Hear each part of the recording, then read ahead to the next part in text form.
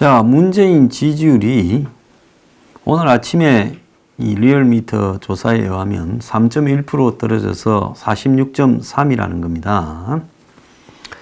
자, 부정평가가 46.8이라 가지고 또 데드크로스가 됐습니다.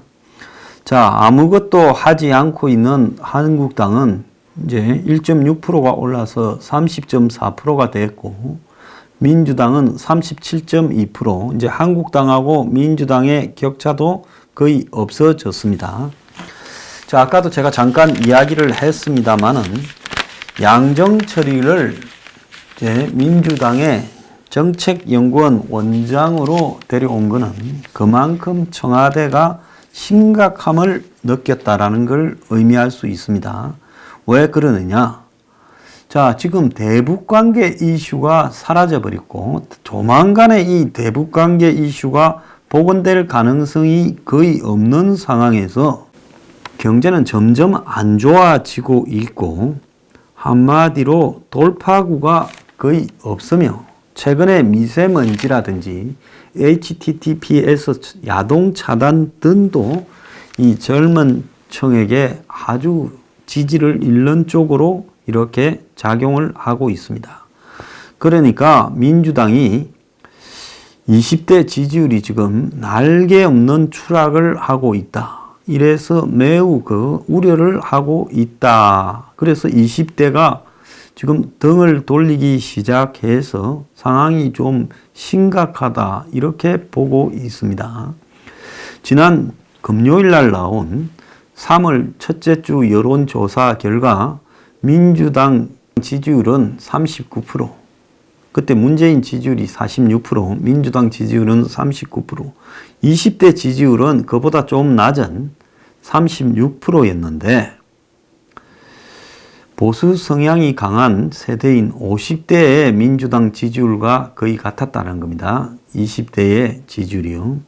그런데 남성과 여성의 지지율을 분리해 보면 남성은 37%, 여성은 41%인데 20대 남성에서 41%가 지금 비호감이다라고 이야기를 했고 20대 남성 중에 민주당에 대한 비호감률이 48%나 달했다는 겁니다. 그래서 이런 교사로 봤을 때 아마 20대 남성의 지금 민주당 정권에 대한 지지가 급격하게 철회되어 가고 있다. 이렇게 지금 보입니다. 지금 자기들이 갤럽이니 이런 기성 여론조사에서 조사한 것보다는 훨씬 많이 낮을 거라는 것을 저들도 알고 있을 거라고 봅니다. 그래서 오죽하면 내팽개쳤던 양정철을 다시 끌어들이느냐 하는 생각까지도 드는데요. 청와대가 지금 교조주의의 늪에 깊이 빠져들고 있다라는 동아일보 박재균 칼럼이 있었습니다. 자, 문재인이 5일날 해군 사관학교 인관식에서 해군은 일본군이 아닌 온전한 우리의 힘으로 3군 6해 공군 중에 최초로 창군했다. 해군의 역사가 대한민국 국군의 역사다. 이렇게 말을 했습니다. 군 통수권자가 어떻게 이런 말을 할 수 있냐? 그러면 육군도 일본군 출신들이 많이 있었고 공군도 많이 있었다. 이렇게 말을 할 건데, 자, 그런 일본군 출신을 빼면 만주에서 중국에서 독립활동하던 사람들 일부가 한국군에 들어왔지만 그 사람들이 경험한 사람 다일 거고 나머지는 한국 사람 중에서 군을 경험한 사람이 없을 건데, 즉 광복군 독립군 중에서 들어온 사람도 그야말로 체계적으로 군사훈련을 받거나 한 사람은 거의 별로 없을 것이고, 그러면 새로 창군하는 한국군을 누가 주도해서 할 거냐. 그래서 어느 나라 할 것 없이 식민지에서 해방되면 다 또 과거에 식민지 상태일 때 거기에서 군 분야에서 일하던 사람들이 군에 경찰에서 하던 사람이 경찰에 왔지. 물론 그 위에서 고위급들은 다 날리겠지만은 그런 것까지도 다 배제한다면 어떻게 군이 만들어질 수 있겠느냐. 자, 그래서 대한민국이 육해 공군 창설 과정에서 특히 육군과 공군에 신생국인 탓에 자원이 없었죠. 우리가 언제 이런 걸 키웠습니까? 그러다 보니 일본군, 만주군, 광복군, 중국군 등 다양한 군 출신들이 참여한 것을 이렇게 이야기를 하고 있고, 그런데 이렇게 모인 군이 6.25 때 나라를 지켰고 베트남 전대 가서 또 싸웠고 그랬는데 대통령이 이런 식으로 해군만 정통이고 나머지는 사입이다라는 식으로 말을 할 수 있냐는 겁니다. 자, 3.1운동 기념사에서 빨갱이 운운하면서 아직도 무슨 친일 청산을 덜먹이고 있습니다. 자, 지금 광복된 지 74년이 지나 친일 논란 인사도 다 죽고 없어졌는데 언제까지 친일 운운할 것이냐. 그럼 문재인 아버지는 자유롭냐.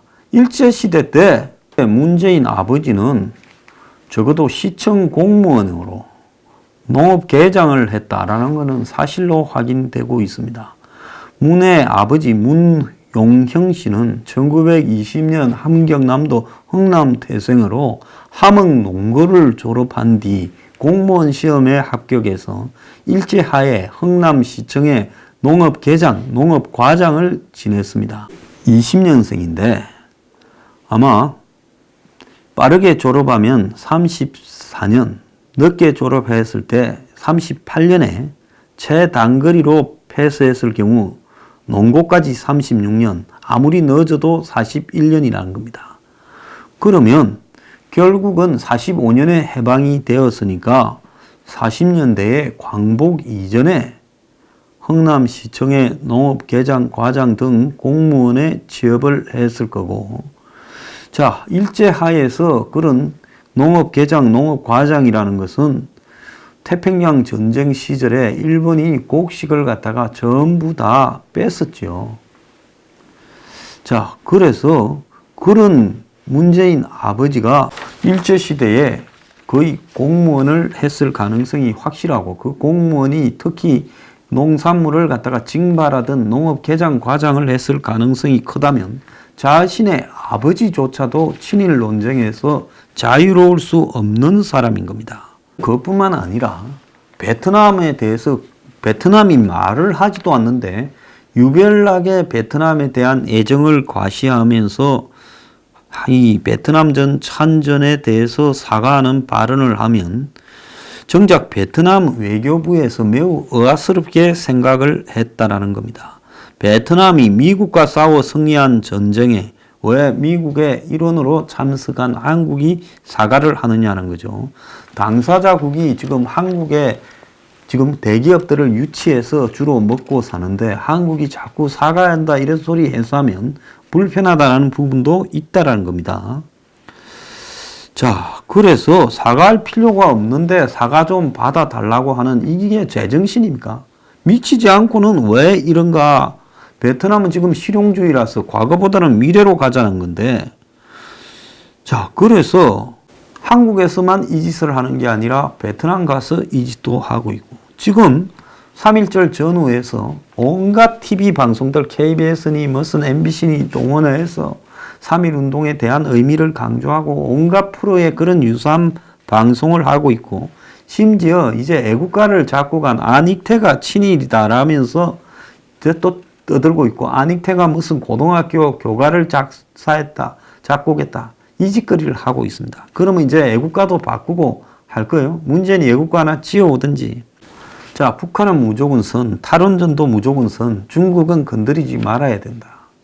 자, 탈원전하는 게 중요한 게 아니라 중국 동해안에 있는 원전이 사고 나면 우리가 어차피 죽기 때문에 탈원전 해봤자 소용이 없다라는 이야기를 국민 앞에 해야 되는데도 탈원전을 주장합니다. 그 배경에 지금 태양광이라는 문제에 대해서 이 정권이 뭔가를 갖다가 대거 해먹자고 그러는 게 아닌가에 대한 지금 의혹이 있습니다.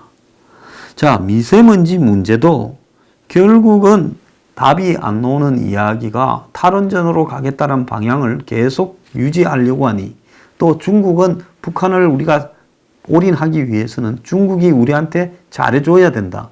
그러려면 중국에 대해서 미세먼지를 이렇게 말할 수 없다라는 부분 때문에 중국에 대해서 미세먼지 말 한마디도 못하고 있는 겁니다. 중국의 미세먼지에 대한 오리발이 지금 미국의 나사 위성에 딱 걸렸다는 겁니다. 미국 항공우주국 위성이 촬영한 한반도 미세먼지 오염 사진에 따르면 지난 26일에 보면 한반도 상공은 중국과는 달리 맑은 편인데 28일부터 중국의 오염 물질이 오기 시작하면서 3월 5일에는 서해와 한반도 대부분이 스모그로 꽉 뒤덮였습니다.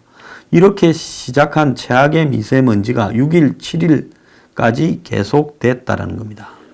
자, 이런 것이 위성에서도 다 관측이 되는데도 불구하고 문 정권은 이걸 일부러 논리적으로 중국에 문제 제기를 하지 못하고 말 한마디 툭 던지는 식으로 지금 하고 있습니다. 일본과는 5만 거를 다 동원해서 시비를 걸고 싸웁니다. 그래서 한미일 동맹 구도를 완전히 깨는 쪽으로 이제 다 깨졌죠. 가고 있고, 중국에 대해서는 노영민이 주중 대사 시절 시진핑을 만나 신임장을 제정한 뒤 방명록에 만절필동이라고 적었는데, 그 만절필동이라는 것은 한마디로 천자를 향한 충성이라는 부분이 포함되어 있는 부분입니다. 그래서 이 동아일보 칼럼에서 언급한 것처럼 청와대가 더욱더 교조주의의 늪으로 빠져들고 있다. 자, 인사를 할 때 더욱더 블랙리스트니 그 다음에 무슨 코드 인사니 해도 그야말로 눈도 깜짝 안 하고 이런 데 더 빠져들고 있어요. 또 다른 한편으로 보면 지금 국정놀이를 보는 듯한 조국의 행태라는 칼럼이 사설이 지금 조선일보에 실렸습니다. 조국이 최근에 이 유시민의 알릴레오 방송에 출연해서 국회가 촛불혁명 이전에 구성되었기 때문에 공수처 설치 법안이 처리되지 않았다라고 주장을 했습니다. 자, 16대 국회가 촛불이 2016년 11월 달부터 진행됐는데 국회는 4월 달에 뽑혀서 2016년에 됐기 때문에 한마디로 이 촛불과는 무관한 사람들이 구성이 되어서 공수처 처리가 되지 않는다. 황당한 소리를 내도 이렇게 황당한 소리를 할 수 있습니까? 촛불이 뭔데요? 그냥 돈 1,000원짜리 초입니다. 그게 혁명이라고요? 촛불이 이루어져서 대한민국 헌법이 바뀌었어요. 길거리에 무지한 다수가 선동되어서 나섰죠. 물론 박 정권이 잘못한 부분은 있었습니다. 자, 그렇지만은 그것을 촛불 혁명이라고 부를 만한 근거는 어디에도 없었다는 겁니다. 자, 여야 간의 격투가 진행되는데 야당이 공수처를 들어주지 않는 것이 유리하다고 판단했을 수 있다라고도 하고, 그는 지난달에 국회 청원 답변을 통해서 국회의원 등 선출직을 공수처 수사에서 제외하는 방안을 생각을 할 수도 있다라면서 미끼도 던졌습니다. 그런데 야당이 반발하자 유시민의 유튜브에 나가서 저의 답변 뒤 야당이 국회의원 포함이 옳다고 해 다행이다 라고 조롱을 했습니다. 공수처 문제는 국회 입법 사항이고 정부의 의견은 법무부에서 밝혀야지 왜 민정수석이 공수처 처리를 가지고 그것도 방송이나 이런 데서 당당하게 하지 않고 유시민의 유튜브에 가서 비아냥 그리고 자빠졌습니까? 자, 조국 수석은 국회나 법무부가 발표해야 될 헌법 개정안, 검경수사권 조정안을 마이크를 잡고 자기가 이 정권 출범 직후에 직접 발표했지요. 법원 수사와 관련해서 특별재판부 설치가 필요하다고 훈수를 두고 특정 법관에 대해 인신공격성 글도 올리고 언론에 성범죄 관련 글도 기고하고 경제노동 관련 사안에도 끼어들었습니다. 어느 민정수석이 하지도 않은 일을 이렇게 했고 이번에는 촛불을 요구를 따르지 않는다. 너네들은 촛불 이전에 뽑혀서 그렇다고 이 로스쿨 교수가 황당한 선동꾼의 이야기들을 백주대낮에 했습니다. 자, 이 사람이 인사에 검정에 실패한 사람이 열댓 명은 될 건데도 불구하고 책임지기는커녕 특감반을 시켜서 한마디로 공무원들을 전화기를 뺏고 산하기관 임직원들에 대해서 무차별로 사찰하고 이런 짓거리를 저지르고 김태우 사건도 사실상 조국의 작품입니다. 그런데도 간이 배 밖에 나와서 저런 짓거리를 하고 있습니다. 선거용으로 예타 면제 24조를 풀겠다고 하고 자 북한 비핵화를 가짜 쇼를 해왔는데 그것도 한계에 이르렀습니다. 멀쩡한 4대강 보를 이명박 밉다고 부순다고 그러고 탈원전으로 지금 온갖 부작용이 생기고 중국발 맹독성 스모그가 넘쳐나고 있는데도 여전히 탈원전을 이야기를 하고 있습니다. 국민들이 다 소득이 없는 사람들부터 차례대로 지금 소득주도 성장의 폐해로 망가져가고 있음에도 이 정권은 소주성을 밀어붙이고 그걸 입안한 장하성을 중국 대사로 승진시켜 주었습니다. 자, 국정을 쇄신하기 위해서 장관을 바꾸는 게 아니라 내년 총선을 겨냥해서 멤버 체인지를 했다. 웃기는 짓거리를 하고 있습니다. 자, 지금 교조주의적에다가 무능하기는 짝이 없고 또 심지어 그야말로 민정수석이라는 자가 천박하게 유튜브 나가서 속셈이 뻔히 보이는 한마디로 국정을 가지고 장난을 치고 자빠졌습니다. 검찰에 잡혀갈 일이 많은가 보죠. 그러니까 저렇게 검찰 개혁한다. 그리고 만만한 경찰에 던져주겠다 그러는데요. 최근에 경찰하는 태도들 한번 보십시오. 그거 가져가서 정말로 경찰에 도움 되겠습니까? 그 이전에요. 경찰 조직을 지방자치경찰로 찢어 발겨서 대다수의 경찰을 무력화시키는 부분이 경찰이라면 좋아해야 될 일입니까? 이 정권은 저들 이익을 위해서 경찰 조직이나 검찰 조직을 찢어 발기는 거, 국정원 조직을 거의 해산시키는 거, 이런 걸 눈도 깜짝하지 않는 정권입니다. 아무리 발버둥 쳐봤자요, 망하게 돼 있습니다. 장관이 너네들 집에 똥개만도 못해서 그래 이번에는 이깨 뺐다가 저게 넣고 이렇게 합니까? 기가 찬 이야기입니다.